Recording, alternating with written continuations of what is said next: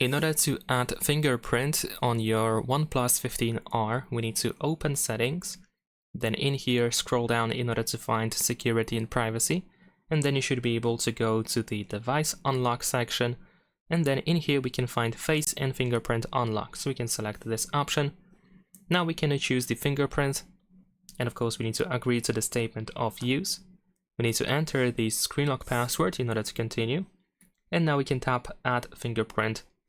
Over here in this place we have our sensor, so now we need to touch it with the finger that we want to scan, and then you want to slowly move your finger around.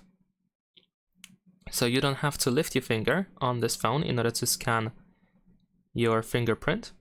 You can of course lift your finger if you want to, that's not a problem, but in this case you don't need to lift it if you don't want it. So once you scan your finger completely, you should be able to either tap on done if you don't want to add another fingerprint, but if you do, then you also have this option below. So that's pretty much it. Leave a like and subscribe.